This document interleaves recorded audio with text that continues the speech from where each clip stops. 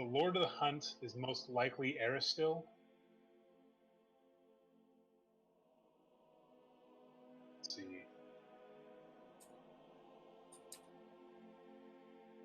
Let's type that in. Then the Master of Tides is most likely this god/goddess called Gozra. Okay. And the Lord of Commerce is most likely Abadar. Oh, sweet. The Mistress of Valor is most likely Iomade. And this is all assuming that it's using the gods that you would know today, but who knows? The Lady of Shadows is Callistra. Okay, this one, let's see. Shadows.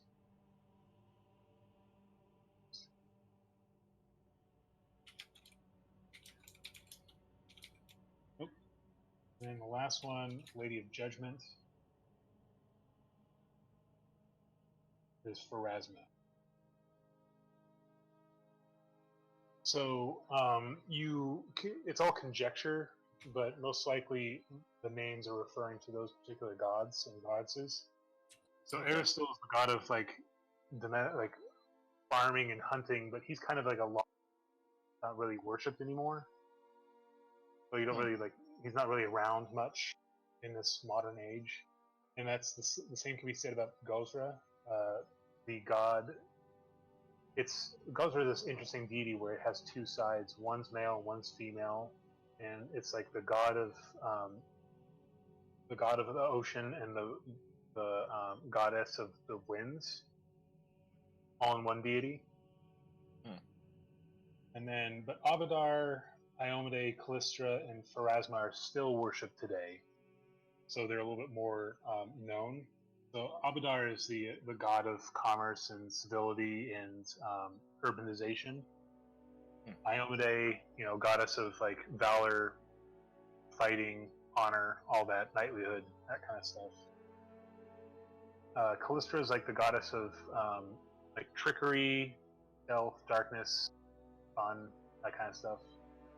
And then Pharasma is the goddess of death. Oh. Awesome. But it's like a goddess of death in that she's like the judge. She determines who goes where. Okay. That's cool. Also, we never did get our loader system. Nope, from that planet. Yeah, we went through the thingy, and we're sorry. Oh, I don't really care about it. It was actually not really all that useful. But I'm just saying, it's like, we forgot our food supplies and everything that we're kind of expecting to take. Oh, I will say that you do hear some reference, because you heard the speaker refer to the thing at the center of the galaxy as the idiot god of chaos. Oh. And there is a well-known cult to a god that that sounds like it would be like something along those lines. Okay. And it's a deity named Azathoth.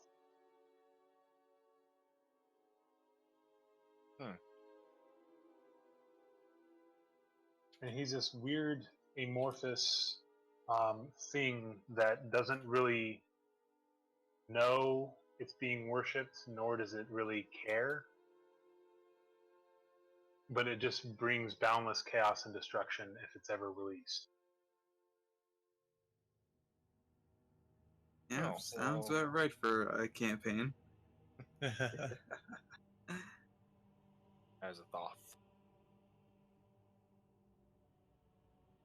So that's what this child of mutable form is trying to release. Oh, okay. Well.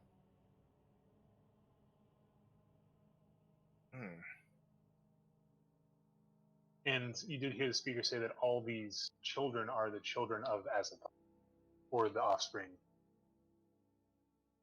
Oh, okay. And not all of them are bad per se. per se. Yeah.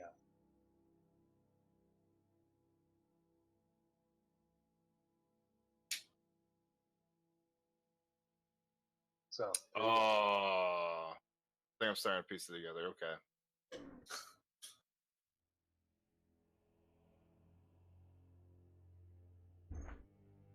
So they're trying to say that each of these people, the lady or whatever, is a certain child of Azathoth, possibly. Who knows? Nobody really knows that much about Azaroth because he doesn't really reveal himself in any intelligent way. Okay. And those who do actually see his form or are actually contacted by him are usually driven insane. Oh. Well, let's hope we don't contact him or he contacts us. But, Yes. so pretty much it's mostly just speculation at this point, what everything can mean.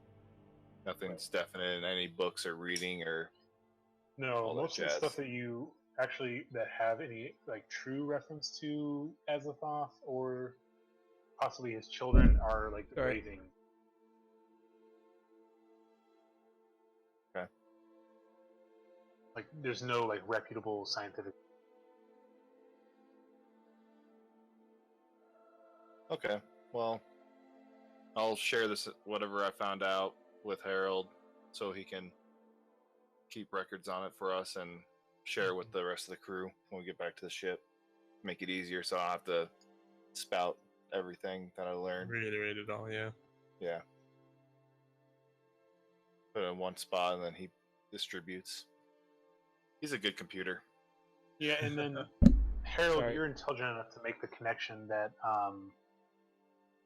you heard that the symbol is for the king in yellow, and the king in yellow is tied to Fasir. So you can make the connection between the child of unspeakable dreams and this king in yellow. Okay. King in Yellow, Child of Unspeakable Dreams. Okay. Just because like you just draw that connection, it's not necessarily proven or anything. Right. I get that. Cool. Okay. So, anybody else do anything? I'm probably going to suggest that we get some some Medi-Hypos for 50 units each. They heal D8. They're probably smart. Yeah. How much do they cost? They cost 50 units each. Okay. So, And I mean, they don't affect us, right? No, they don't affect androids because we're constructs. We have to have Right. actual repair kits for us. Right. But it's good for the two fleshies. You probably want to buy a few. There's actually a better versions, but they're like 425 each. And the third one, we actually don't have the level requirement for it, and that's basically 2,000. So, and it's just basically it's a cure light, cure moderate, and then cure severe wounds. Quote, unquote, Where did potion. we get money? I sold the azimuth rifles and the other rifles. Currently, we have 556 each, as well as we'll be getting another 2,667 each, except for Kai, because he sold some equipment. So Clip, and kept his money. get 5 credits. Get 5 more credits. All right. 5 credits. You. I'll 5. 40. Then knock that down a peg to where it's 9. Okay, so yeah, I'll go ahead and I'll get 2. Yeah, I suggest like 2 or 3 or something like that for anyone who can actually can actually use them. We need repair kits, and that's going to be something that's a little bit more expensive. What are they called again? They're basically What's the name? Medihypos of Serum of Healing MK1. Thank you, thank you. Or you can just go Medihypo MK1 if you want. That's what I did. 1d8 healing. Yep. Perfect. How Thank much you, do thank you. the repair kits cost for us? I'm looking at that. It's probably gonna be 20 for some of these, but I'm gonna have to take a look at them. Make Alright. sure that that's the right one that we need. Alrighty, cool. I'll trust you to do that. All right. So, are you guys gonna go find some accommodations for the night, or what are you guys gonna do? Didn't Mebik tell us that he could house us? Yeah, he's willing to board you, or you can stay on the ship. I was just gonna We go could back to say- the ship. Yeah, I'd say ship. We got our shit there. I mean, the repair bay is basically where we go into standby anyway. We might actually want to quickly buy a can of spray flesh as well. Ray flesh. What the fuck is Which- that? It basically allows you to. It's basically allows you to do another medical check to basically get double healing for a day. Oh shit! Sorry. Basically, instead of spraying your resolve, using your resolve point to restore your stamina, it restores your health instead if you pass the DC 25 medical check, which basically everyone but Lionel can actually use. Or we can go for like a mini patch or something. I'm not sure specifically. I'm pretty sure. Yeah, the Fuck you. syringes might just be a little bit better for you.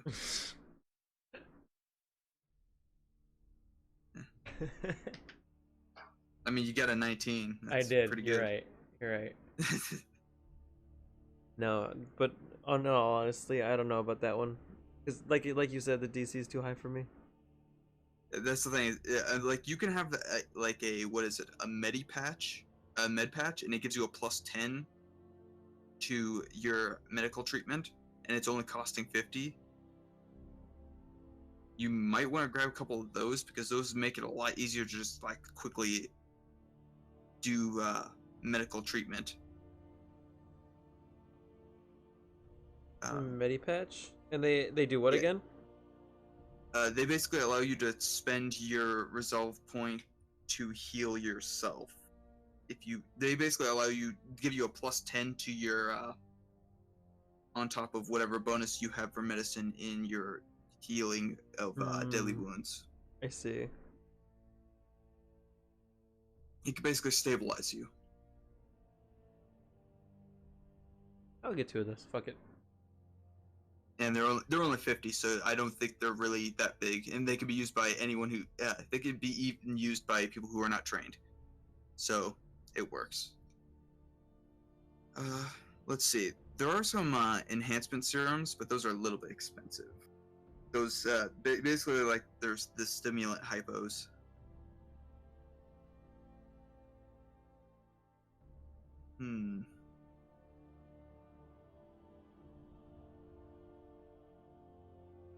The repair kits I'm looking at are for like repairing equipment and gear, or for like doing stuff. Would that basically be our like medical kit? Sure. Oops. Yeah, I think that works. Okay, I guess we'll go for the toolkit engineering specialty kind, or normal toolkits. It just basically depends on like what we get for the circumstance bonuses to repair things. I mean, yeah. I mean, it's either going to be 20 or 445. The 20 only gives us like, we basically don't get any benefits to our medical, but basically we have to use that to repair ourselves. I mean, It's basically our medical is what engineering at this point. yeah. I mean, I have a lot of engineering, so It just basically Yeah, allows you to sure. use engineering without actually having to like use improvised tools, which gives you a -2 to it. right. And if we do the engineering specialty, it's basically like a masterwork medical kit, and that just gives you a +2. So really, it's not really much. We can't like get directly instant healing. Gotcha. So in the middle of a fight, we can't just heal up, basically. Yeah, we can't heal basically because we don't have a technomancer guy. Right. Because the technomancer can actually heal us, but we don't have one. Yep. Well, one of you can take one of your levels in Technomancy. Well, you have to get so many levels in technomancy that it's not worth it. True. Because you basically have to have 3 levels in technomancy before you basically are able to even remotely heal at our current level. We'll need to be like, you'll basically need just to continue with technomancy, and at that point, why would you take another class? Well, there's memory spheres you can respec with. Well, what I'm thinking about doing is getting the spell gems at some point. Spell ampules, which allow us to cast spells. We can only cast up to level 3, but it's basically like a potion. And what it is we'll probably deal with the 2nd level spell ampules for our healing if we need like an emergency. But those are like 700 each. Ouch. Yeah. So, Okay. go ahead. Sorry. I'm just saying, it's like, yeah, it's kind of expensive for robots to heal themselves because construct. Because you're robots. Yeah. Anyways, so anything eventful happen? Nope. That of note? Nope. During that day, nothing eventful happens besides your buying stuff. But you go to sleep on the ship. Yeah. All right. So as you guys are sleeping, both, I guess, only Lionel and Kai, you guys both have dreams, but they're separate dreams. But you both have the same dream, but Okay. nobody else is there. Like, it's just you in the dream. Mm-hmm. You're treading water in open sea. It looks like it's like water as far as the eye can see, but it's also really dark. You're just kind of treading water, and then as you're trying to figure out what the hell's going on, something wraps around your foot and drags you down beneath the waves. And you're being pulled and pulled and pulled, and air is going out of your lungs, and you're frantically trying to get whatever the thing is off of your leg. You reach down and you grab something that's kind of this slimy and like a tentacle almost.